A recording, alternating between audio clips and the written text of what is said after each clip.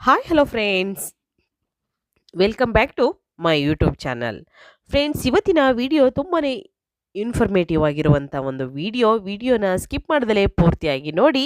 ಹಾಗೆ ನೀವು ಯಾರಾದರೂ ಫಸ್ಟ್ ಟೈಮ್ ನನ್ನ ಚಾನಲ್ಗೆ ವಿಸಿಟ್ ಮಾಡಿದರೆ ಪ್ಲೀಸ್ ಚಾನಲ್ನ ಸಬ್ಸ್ಕ್ರೈಬ್ ಮಾಡ್ಕೊಳ್ಳಿ ಫ್ರೆಂಡ್ಸ್. ಹಾಗೆ ಲೈಕ್ ಮಾಡಿ ಮತ್ತು ಹೆಚ್ಚೆಚ್ಚು ಶೇರ್ ಮಾಡಿ. ಇದೊಂದು ರಿಕ್ವೆಸ್ಟೆಡ್ ವಿಡಿಯೋ. ಕಾಮಾಕ್ಷಿ ದೀಪವನ್ನು ಸಾಮಾನ್ಯವಾಗಿ ಎಲ್ಲರೂ ನೋಡಿರುತ್ತಾರೆ. ನಾವು ದೇವರ ಪೂಜೆಯಲ್ಲಿ ಹಚ್ಚಿರುವ ದೀಪಗಳಲ್ಲಿ ಕಾಮಾಕ್ಷಿ ದೀಪವು ಪವಿತ್ರವಾದದ್ದು. ಇದು ಕೈಯಿಂದ ತಯಾರಿಸಲಾದ ಸುಂದರವಾದ ಹಿತ್ತಾಳೆ ಲೋಹದ ದೀಪವಾಗಿದೆ. ದೀಪದ ಮೇಲೆ ದೇವಿಯ ರೂಪವನ್ನು ಅಂದರೆ ಕಾಮಾಕ್ಷಿ ದೇವಿಯ ರೂಪವನ್ನು ಕೆತ್ತಲಾಗಿದೆ. ಈ ದೀಪವನ್ನು ಸಾವಿರಾರು ಕುಟುಂಬಗಳು ತಮ್ಮ ಮನೆಯ ದೇವರ ಕೋಣೆಯಲ್ಲಿ ಹಚ್ಚಿರುತ್ತಾರೆ. ದೀಪವನ್ನು ಬೆಳಗುವ ಮೊದಲು ಆದರೆ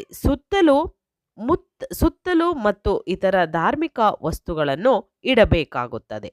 ದೇವಿಯ ಚಿತ್ರ ಇರುವ ಈ ದೀಪವನ್ನು ನೀವು ದೇವರ ಮುಂದೆ ಹಚ್ಚಿಡುವುದರಿಂದ ಜ್ಞಾನೋದಯ, ಯಶಸ್ಸು ಮತ್ತು ಅದೃಷ್ಟ ಎಲ್ಲವೂ ನಿಮ್ಮದಾಗಬಹುದು. ಕಾಮಾಕ್ಷಿ ದೀಪದ ಕುರಿತು ಒಂದಿಷ್ಟು ಮಾಹಿತಿ ನಿಮಗಾಗಿ.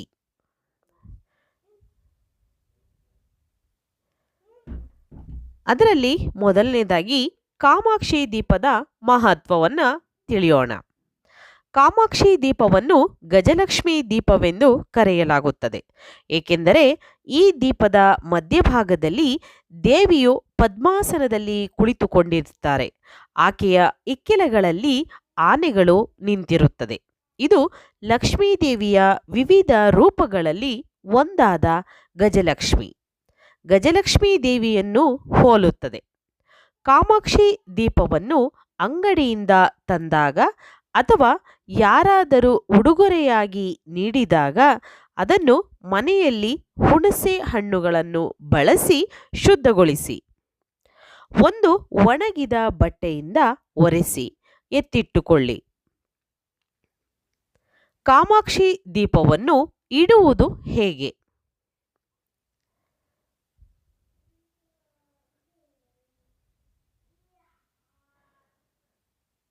ಕಾಮಾಕ್ಷಿ ದೀಪವನ್ನು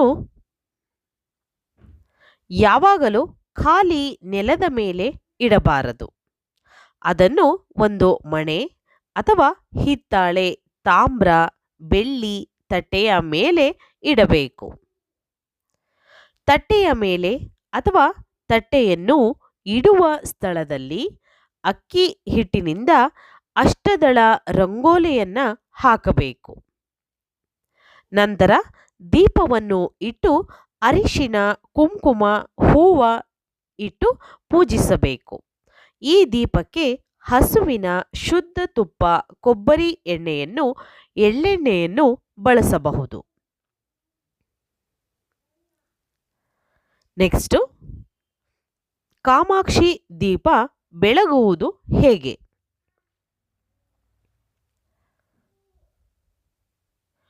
ಹೂವು, ಅರಿಶಿನ ಹಾಗೂ ಕುಂಕುಮವನ್ನು ಇಟ್ಟು ಅಲಂಕಾರ ಮಾಡಿದ ದೀಪವನ್ನು ದೇವರ ಪೂಜೆಯನ್ನು ಆರಂಭಿಸುವ ಮುನ್ನ ಪೂಜಿಸಬೇಕು. ದೀಪವನ್ನು ಬೆಳಗಿಸುವುದಕ್ಕಾಗಿ ದೀಪಕ್ಕೆ 2 ಶುದ್ಧವಾದ ಹತ್ತಿಯ ಬತ್ತಿಯನ್ನಿಟ್ಟು ದೀಪ ಹಚ್ಚಬೇಕು. ಕಾಮಾಕ್ಷಿ ದೀಪವನ್ನು ಹಚ್ಚುವಾಗ ನೇರವಾಗಿ ಬೆಂಕಿಯ ಸಹಾಯವನ್ನು ಬಳಸಿಕೊಂಡು ಹಚ್ಚಬೇಕು. ಮೇಣದ ಬತ್ತಿಯಿಂದ ಕೂಡ ಹಚ್ಚಬಹುದು.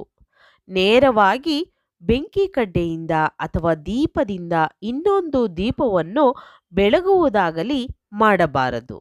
ಇದು ನೀವು ಲಕ್ಷ್ಮೀ ದೇವಿಗೆ ಅವಮಾನ ಮಾಡಿದಂತಾಗುತ್ತದೆ. ಹಾಗಾಗಿ ತುಪ್ಪದಲ್ಲಿ ನೆನೆಸಿದಂತಹ ಬತ್ತಿಗೆ ಬೆಂಕಿಯನ್ನು ಹಚ್ಚಿ ನಂತರ ಈ ದೀಪಕ್ಕೆ ಬೆಂಕಿಯನ್ನು ಹಚ್ಚಬೇಕಾಗುತ್ತದೆ ಅಥವಾ ಒಣ ತುಳಸಿ ಕಡ್ಡಿಗಳಿಂದ ಹಚ್ಚಬಹುದು. ಕಾಮಾಕ್ಷಿ ದೀಪವನ್ನು ನೇರವಾಗಿ ಬೆಂಕಿ ಕಡ್ಡಿಯಿಂದ ಹಚ್ಚಿದರೆ ಶನಿದೋಷ ಉಂಟಾಗುತ್ತದೆ.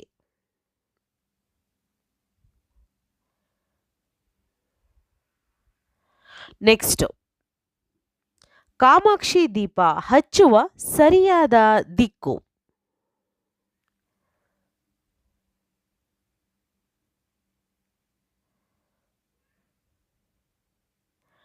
ಕಾಮಾಕ್ಷಿ ದೀಪವನ್ನು ಪೂರ್ವ ಅಥವಾ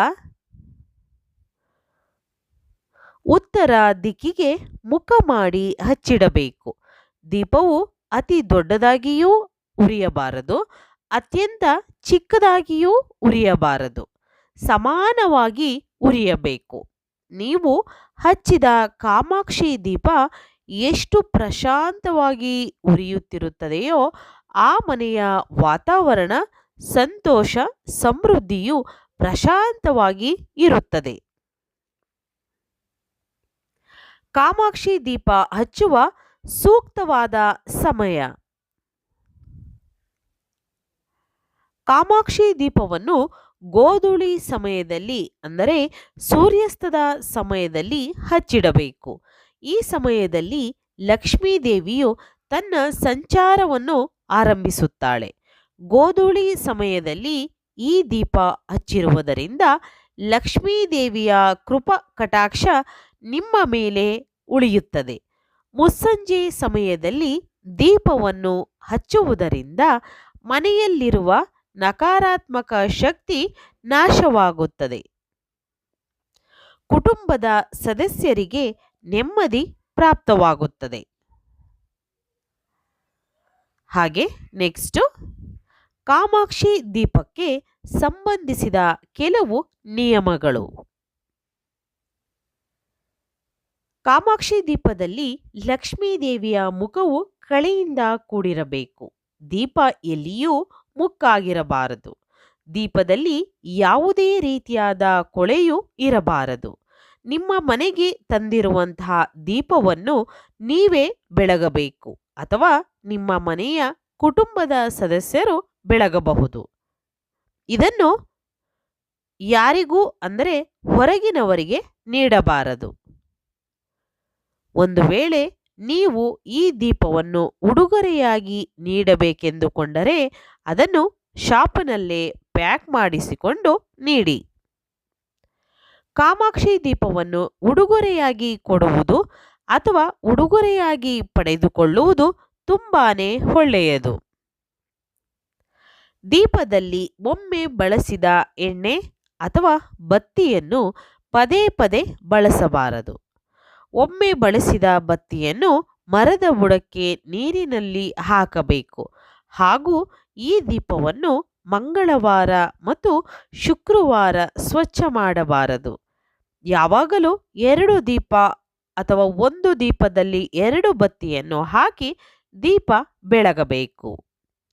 ವೀಕ್ಷಕರೇ, ಇವತ್ತಿನ ಈ ಒಂದು ಮಾಹಿತಿ ನಿಮಗೆಲ್ಲರಿಗೂ ಇಷ್ಟ ಆಗಿದೆ ಅಂತ ನಾನು ಭಾವಿಸ್ತೀನಿ. ಇಷ್ಟ ಆಗಿದ್ರೆ ಚಾನಲ್ನ ಸಬ್ಸ್ಕ್ರೈಬ್ ಮಾಡ್ಕೊಳ್ಳಿ ಫ್ರೆಂಡ್ಸ್, ಹಾಗೆ ಲೈಕ್ ಮಾಡಿ ಮತ್ತು ಹೆಚ್ಚೆಚ್ಚು ನಿಮ್ಮ ಫ್ರೆಂಡ್ಸ್ ಮತ್ತು ರಿಲೇಟಿವ್ಸ್ ಗ್ರೂಪಲ್ಲಿ ಆ ವಿಡಿಯೋನ ಶೇರ್ ಮಾಡಿ. ಇವತ್ತಿನ ವಿಡಿಯೋನ ಇಲ್ಲಿಗೆ ಮುಗಿಸ್ತಾ ಇದ್ದೀನಿ. ಮತ್ತೆ ಇನ್ನೊಂದು ಹೊಸ ವಿಡಿಯೋ ಜೊತೆ ಬರ್ತೀನಿ.